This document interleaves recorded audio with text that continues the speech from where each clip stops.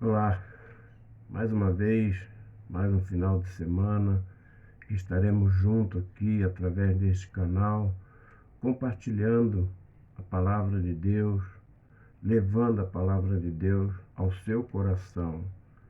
E o nosso desejo sempre é que esta palavra, esta mensagem que produzimos, possa encontrar lugar na sua vida, na vida da sua família, e que você compartilhe ela também com outras pessoas para que também sejam edificadas. E desta vez eu quero usar um texto da Bíblia, como sempre faço, que está na carta de 1 Pedro, lá no Novo Testamento da Bíblia, em 1 Pedro capítulo 1, do verso 13 ao 25. E a partir daí, compartilhar aquilo que Deus tem colocado no nosso coração para te ajudar, para te ensinar, exortar, fazer aquilo que Deus deseja para o seu coração.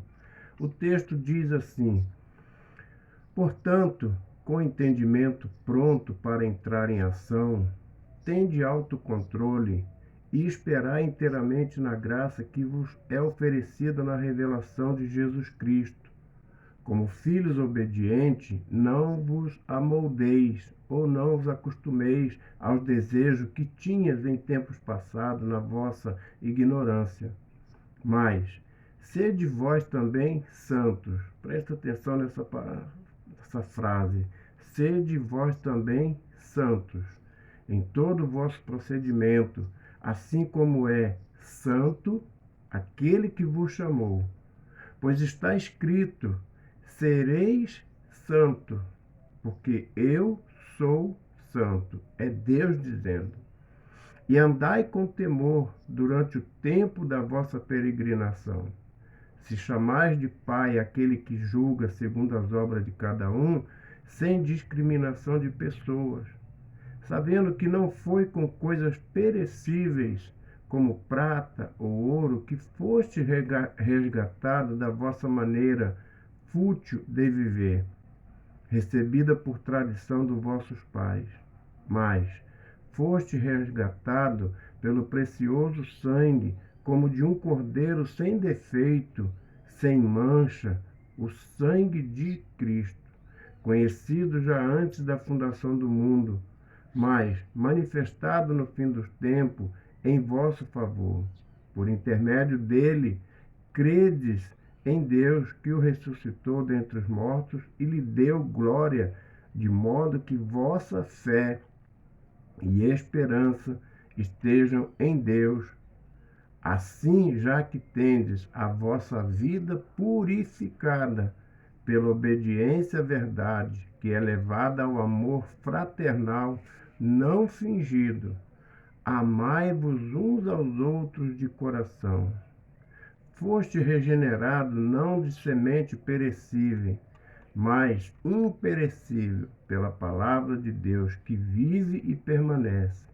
Porque toda pessoa é como a relva, e com toda a sua glória, como a flor da relva. Seca-se a relva e cai a sua flor, mas a palavra do Senhor permanece para sempre. E essa é a palavra que vos foi evangelizada. Olhando para esse texto que Pedro escreveu à igreja, eu quero compartilhar com você. É tempo de santificação em nossas vidas. Eu vou repetir. Através desse texto, nós vamos aprender junto. É tempo de santificação em nossas vidas.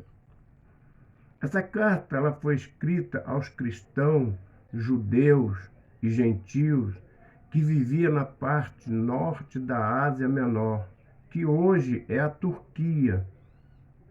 E aqueles cristãos, eles enfrentavam perseguição por causa do compromisso com Cristo, porque eles tinham uma vida de santificação com Cristo. Eles viviam sob perseguição, coisa que em muitos momentos hoje, na nossa atualidade, já acontece. Graças a Deus, vivemos num país onde não há uma perseguição aos cristãos. Porém, a gente percebe que veladamente, em algumas circunstâncias, nós somos perseguidos, sim. Então Pedro escreve a carta àquele povo dizendo assim: aquela que é coeleita convosco, que está na Babilônia, vos cumprimenta também como meu filho Marcos. 1 Pedro 5,3. Ou seja, quando Pedro escreve aquela carta, ele não estava com aquele povo, ele estava na Babilônia. E Pedro os exortava a perseverar e ter um compromisso com Cristo. Ele também pedia àqueles cristãos que tivessem um estilo de vida que podia servir de testemunho para aqueles que o acusam. Olha que interessante. Eles estão sendo perseguidos e Pedro escreve a eles falando para eles perseverar no compromisso com Deus e ainda dar testemunho daquele estilo de vida para aqueles que o acusam. É difícil isso, não é? Mas é isso que a Bíblia nos recomenda. Você está sendo perseguido? Persevera naquilo que você vive, que é a fé cristã, e ainda testemunha para as pessoas. Era também preciso que aquele povo obedecesse aos líderes deles. Os servos deviam obedecer aos seus senhores. Maridos e esposa deviam ser submissos uns aos outros. Então Pedro também fala para eles assim: olha, vocês devem, mesmo nesse período difícil de acusações, vocês devem ser pessoas obedientes à sua liderança, maridos e esposa, chefe. Ou seja, ele diz o seguinte: vocês não podem ficar se rebelando contra a sua liderança. E também ele fala que chamar a igreja de Cristo e os cristãos para ter uma fidelidade ao dever cristão. Então essa carta ela nos ajuda a vivermos em tempos difíceis e também oferecer esperança nas situações e nos períodos de dificuldade. Essa carta também nós aprendemos nela que o cristão tem uma nova vida. Ou seja, a partir do momento que eu e você entregamos a nossa vida a Cristo, nós temos uma nova vida. Nós precisamos ser santo. Santo no sentido de purificação, de separação, de obediência a Deus. E eu quero compartilhar algumas coisas dessa carta que permanecer na presença de Deus requer que sejamos santo. E a palavra santo tem o significado de separado, de dedicado, de purificado. E é sobre essas palavras que eu quero mostrar como que eu e você temos que ter um período, um tempo de santificação em nossa vida, olhando para esse texto bíblico. O primeiro, como eu falei, é a separação. Quando pensamos em separação, o que vem à sua mente? Quando você fala, ou quando alguém fala para você, separação, você pensa em quê? Numa situação de cortar algo, isolar uma coisa da outra. Então, isso é o sentido da separação. Quando você vai separar algo, você está cortando aquilo, você está isolando aquilo. Mas e na Bíblia? Qual será o sentido dessa palavra? A Bíblia ela vai nos ensinar a separar o bom do ruim, separar a luz das trevas. Olha o que a palavra de Deus diz lá no início da Bíblia em Gênesis. E viu Deus que a luz era boa e fez separação entre a luz e as trevas. Isso está no primeiro livro da Bíblia, no primeiro capítulo 1, no versículo 4. Então Deus nos ensina a separar o que é bom do ruim, a luz das trevas. Deus também, ele nos ensina que ele separa os seus escolhidos. Naquele dia separarei a terra de Gozém, em que habita o meu povo, para que nela não haja enxame de moscas, e saibais que eu sou o Senhor no meio desta terra. Êxodo, capítulo 8, 22.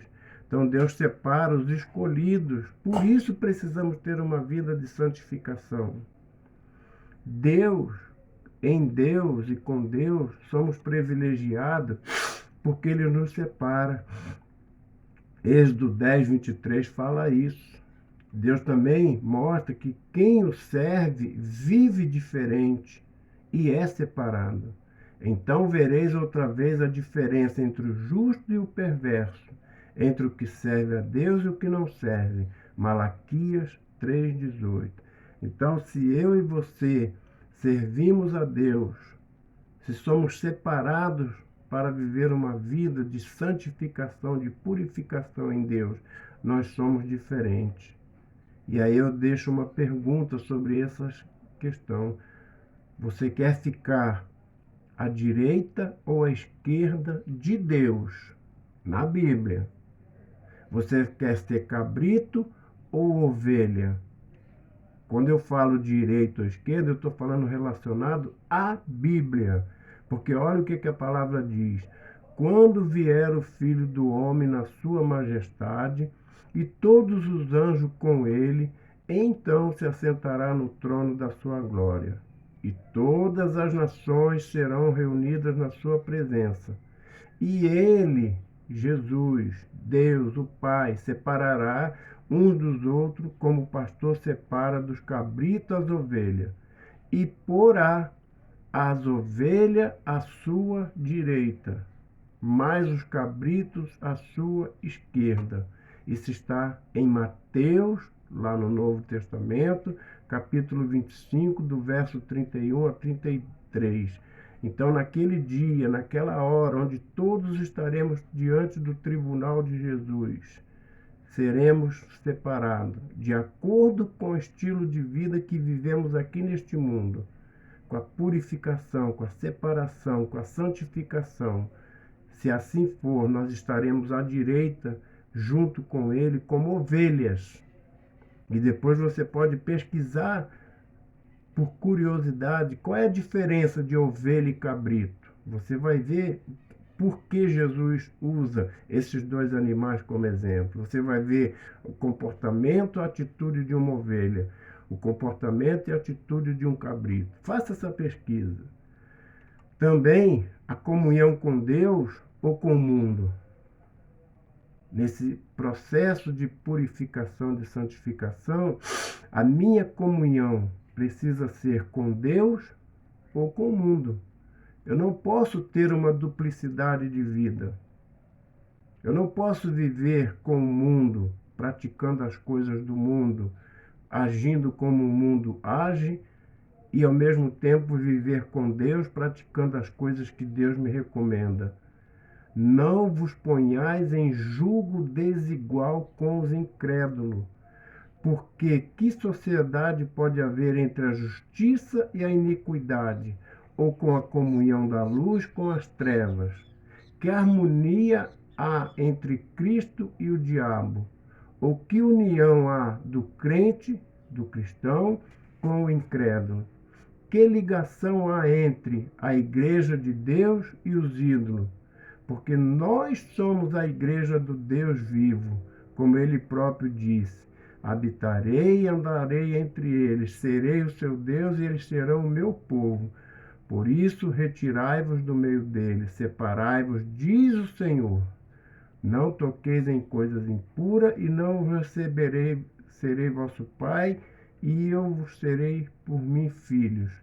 2 Coríntios, capítulo 6, do verso 14 ao 18. Então eu não posso ter uma vida de duplicidade, como se diz numa linguagem popular, num adágio popular, o crente ou o cristão Raimundo, um pé na igreja e um pé no mundo. Eu tenho que ter uma vida de purificação, de santificação. Em Mateus 5, de 13 a 14, diz assim: Vós sois o sal da terra, Mas se o sal perder a sua qualidade, como restaurá-lo? Para mais nada presta senão para ser jogado fora e pisado pelos homens. Vós sois a luz do mundo. Não se pode esconder uma cidade situada sobre o monte. Mateus 5, de 13 a 14. Então, a única mistura que Deus permite, o que Deus recomenda é que sejamos sal da terra e luz do mundo. Ser sal da terra e luz do mundo é que daremos gosto diferente a este mundo com a nossa vida, com o nosso testemunho. Sendo luz do mundo, nós vamos iluminar este mundo de pecado. Mas ainda precisamos, para termos uma vida de santificação, nós precisamos ser pessoas dedicadas. E eu vou explicar sobre isso. Somos pessoas dedicadas, oferecidas, ofertadas a Deus para o seu serviço. Ou seja, isso tem que ser uma verdade na sua vida. Eu preciso dedicar, entregar a minha vida a Deus. Eu preciso oferecer a Ele, dizendo: Senhor, eis-me aqui. Faça de mim o que o Senhor desejar. Use a minha vida como o Senhor deseja, como eu preciso viver. E a partir daí, eu não vou mais viver como eu acho, como eu quero, como eu penso. A Bíblia tem algumas pessoas que foram separadas, dedicadas a Deus e que deixaram legados, que deixaram ensino para nós. Samuel foi um desses homens.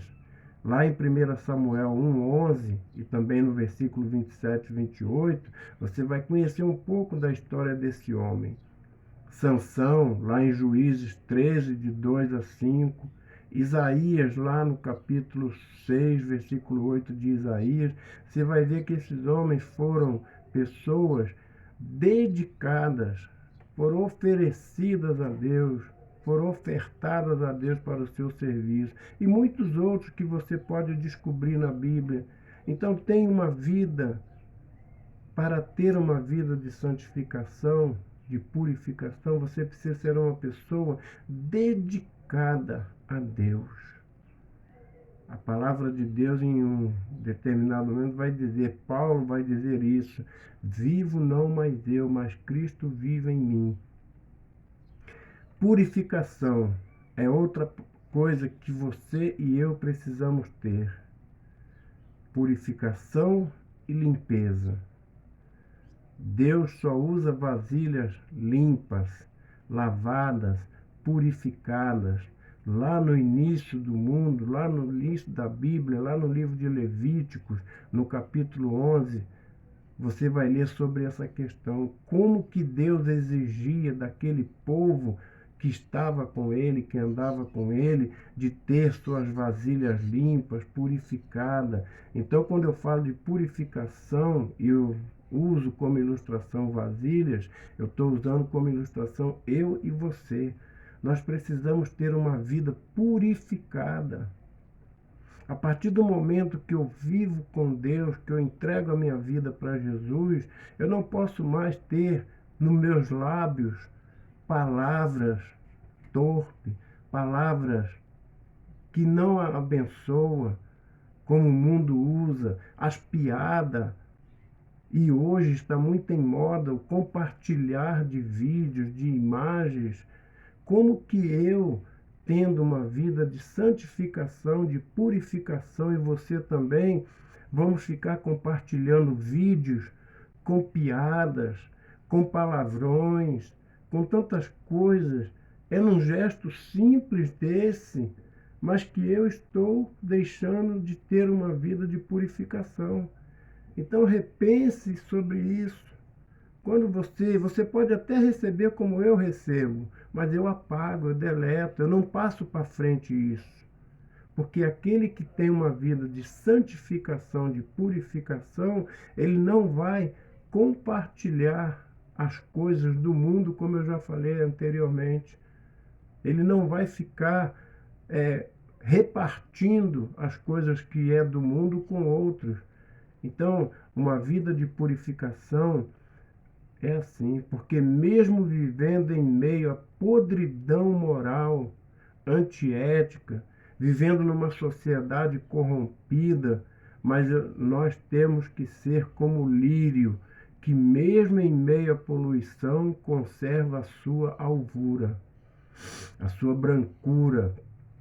Eclesiastes 9:8 é um livro da Bíblia, você pode encontrar isso que eu estou falando. Lá fala sobre o lírio que nascia no meio da poluição, no meio da sujeira, mas tinha suas flores brancas, alvas. Esse é o exemplo. Eu estou vivendo nesse mundo. Eu preciso trabalhar numa empresa, eu preciso cursar uma faculdade, numa escola, no bairro, na vizinhança, não importa. Eu estou no meio de tantas coisas impuras, mas eu não posso me deixar levar pelaquela impureza. Eu preciso ser uma pessoa pura. Eu preciso ter meus lábios limpos. Eu preciso ter a minha mente purificada pelo Espírito Santo. Os meus gestos, as minhas atitudes precisam ser diferentes. E por último, consagração. Eu preciso ter uma vida consagrada a Deus. A consagração precisa ser um gesto, um ato contínuo na minha vida. Eu preciso declarar em palavras e atos, em atitudes, que tudo pertence a Deus, não mais a mim. A consagração envolve o nosso ser, recurso, tempos e atitude.